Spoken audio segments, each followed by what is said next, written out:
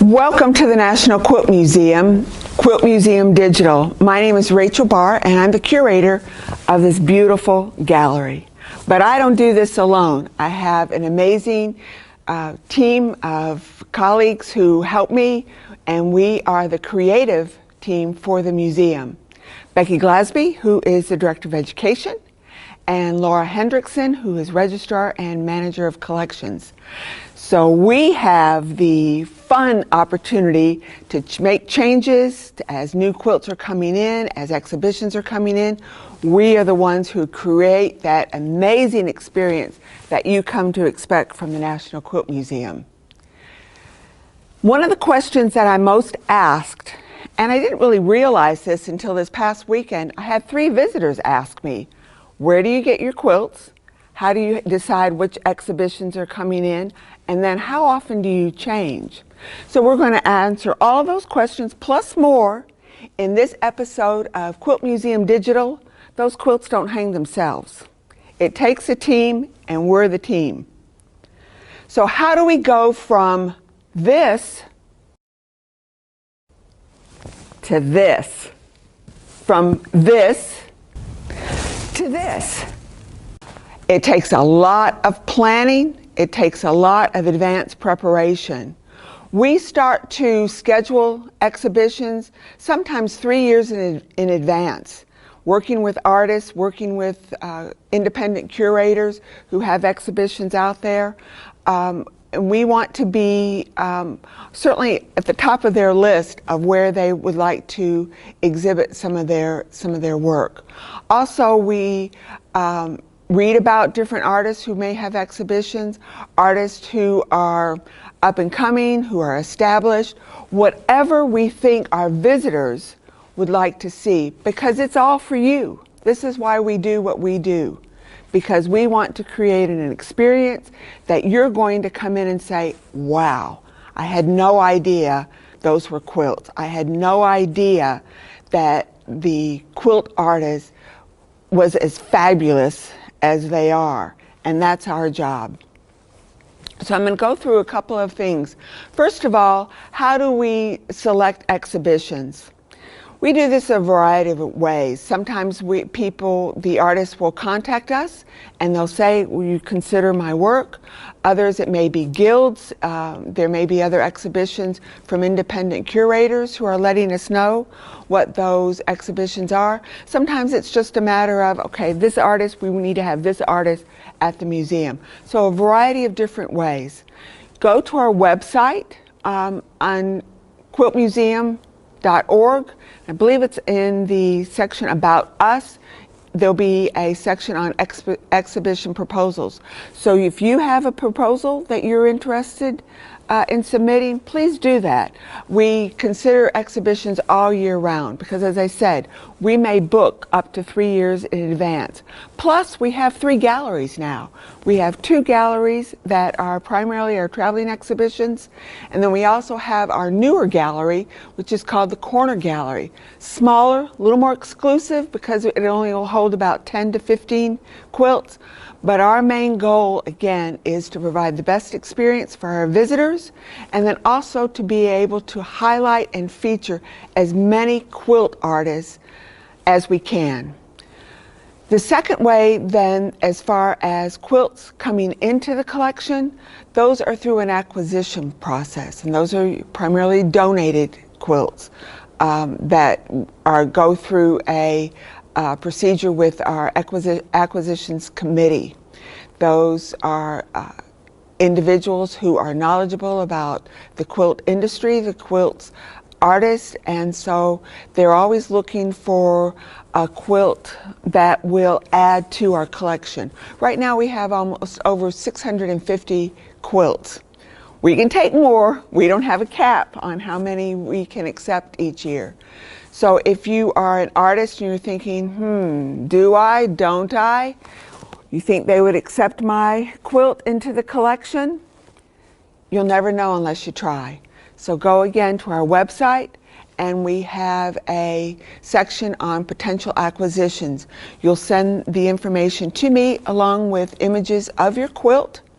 I forward it to the committee, and they may say, first they may say, we'd like to see the quilt before they make a decision, or they just may respectfully decline. And have to try not to take that personally if you get a, well, not at this time. Because again, with so many quilts, we're always looking for what is going to enhance our collection. Because when a quilt comes into our collection, there are several things you will know. Is that one, it will be cared for with incredible white glove treatment, literally white glove treatment.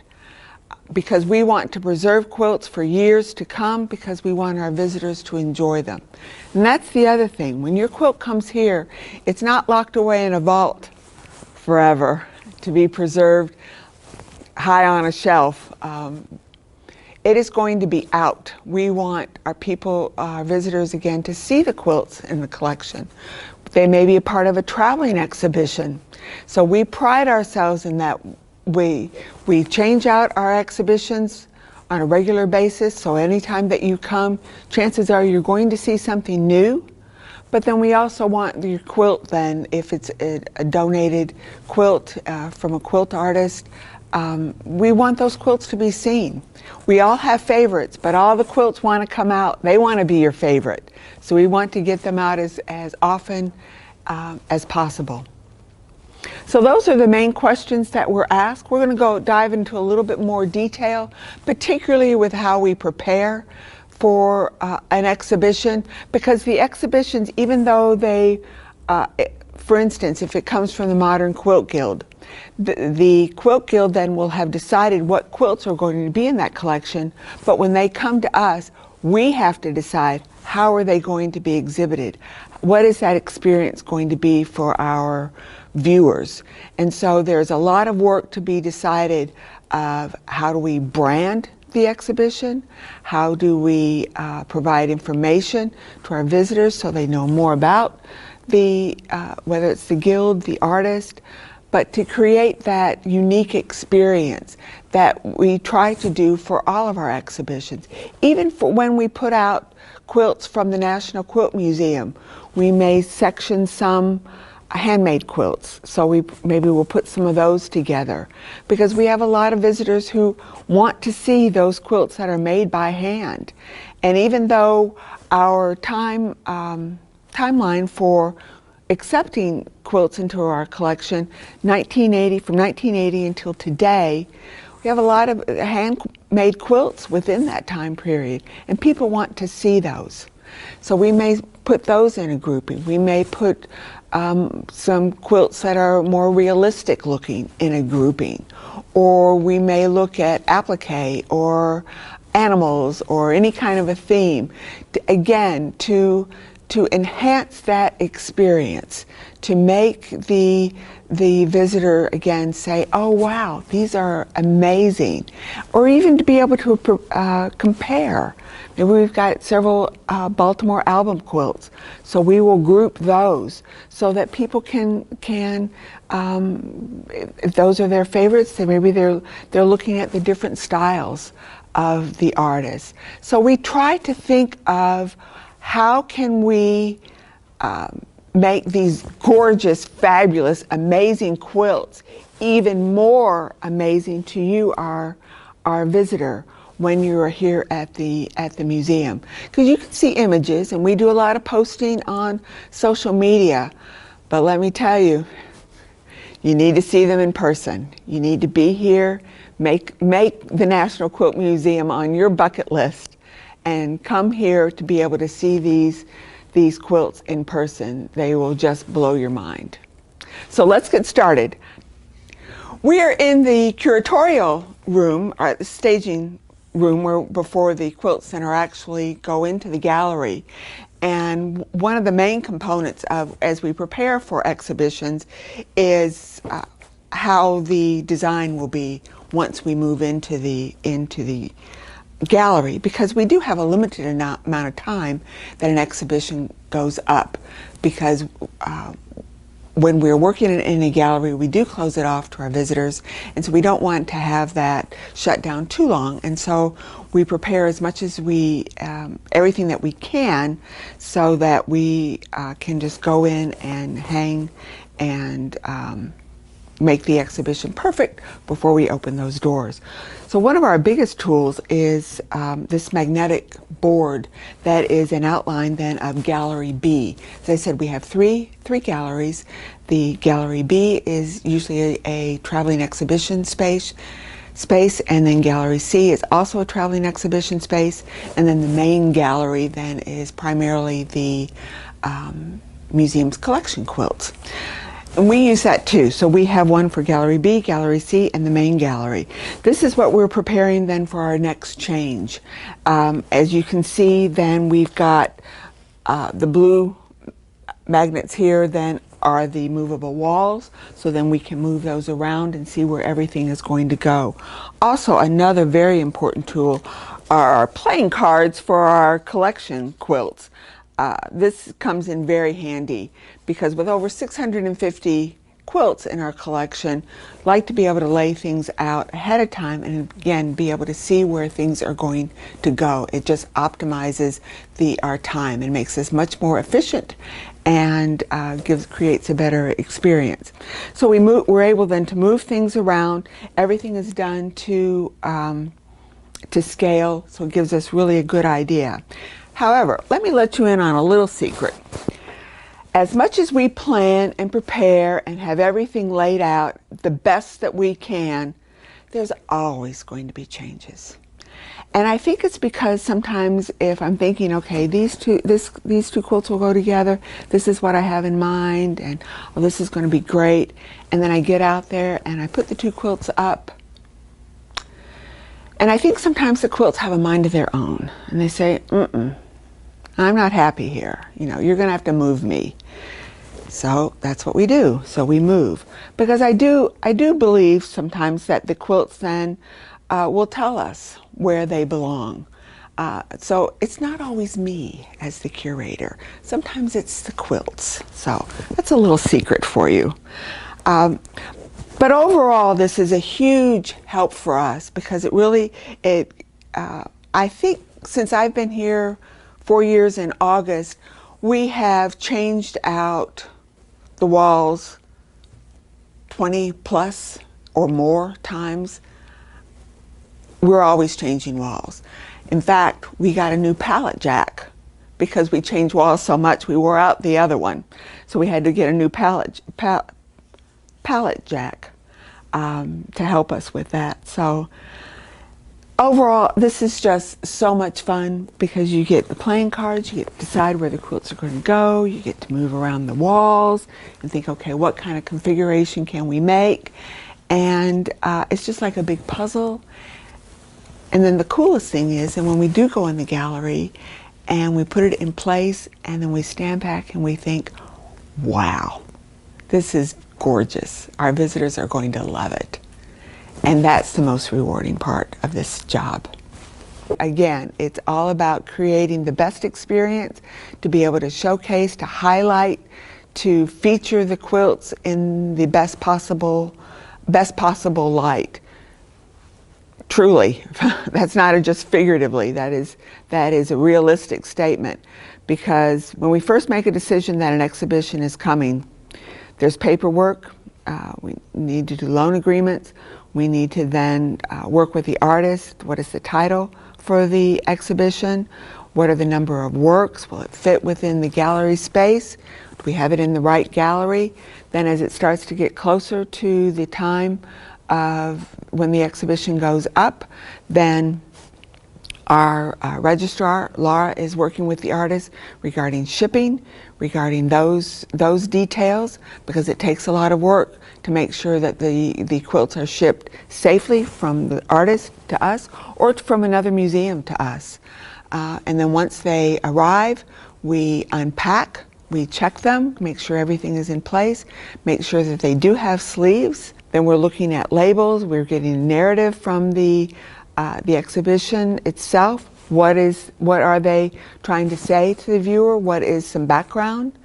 Then also the gallery labels.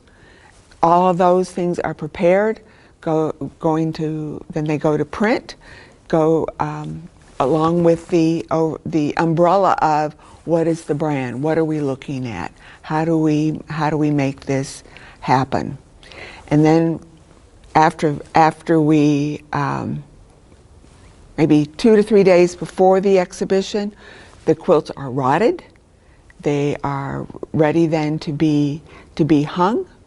Then on the day of an exhibition, we may be moving walls to again create that unique experience. We may even have our Clint, who's our amazing maintenance guy, paint walls. So it is a process. But believe it or not, most of the time we can get that done either in a day or a day and a half. We're pretty good at what we do. And so we make sure that we get the exhibition up, so we only close a gallery for a short amount of time, because our visitors are excited. They want to see what's behind that curtain that we put up to give us a little workspace. So they're excited to see. So each exhibition is going to have a unique look. It is going to have a unique setup. And it's going to be its own. It's very important that it be its own. So these quilts don't hang themselves? Absolutely not. We take pride and great care and thought into how are we making the quilts and the quilt artists proud, because there's no better feeling than when an artist will walk in, and so many of our artists were fortunate to be able to come and see their work when they walk in and say, oh my gosh, I had no idea the work it just looks amazing, because we take care of the lighting, we take care of giving the quilt room to breathe, and so all those things come into play so that we are creating the best experience for you, our visitor. We've talked a little bit about how we acquire quilts, how we select exhibitions for the galleries, and then also the number 3 question that we're always asked is, how often do the exhibitions change? Usually traveling exhibitions will change every 3 to 4 months, depending upon the availability. Our corner gallery exhibitions, those will change a little more frequently, maybe every 2 months. And our museum collection quilts, those can change at a drop of a dime. If we receive a new acquisition, that immediately goes up.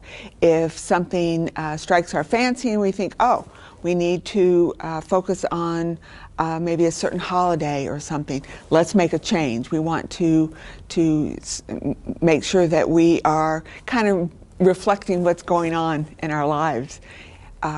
So those can change at whim, and believe me, sometimes it is at whim. It's like, oh, we haven't changed these for a while. We think we're ready for a change. We bet our visitors are ready for a change, because we never want anyone to walk in and say, oh, I've seen that one before, or things don't look different. Things are always going to look different. Things are always going to be, you're always going to see something maybe you haven't seen before, and we like that. I hope you enjoyed this segment of Quilt Museum Digital. Behind the scenes look at how we acquire quilts and how we make decisions about exhibitions, whether they're traveling exhibitions or using the museum's collection quilts. I'd like to thank Laura and Becky for helping me put this video together. And now you know, these quilts don't hang themselves.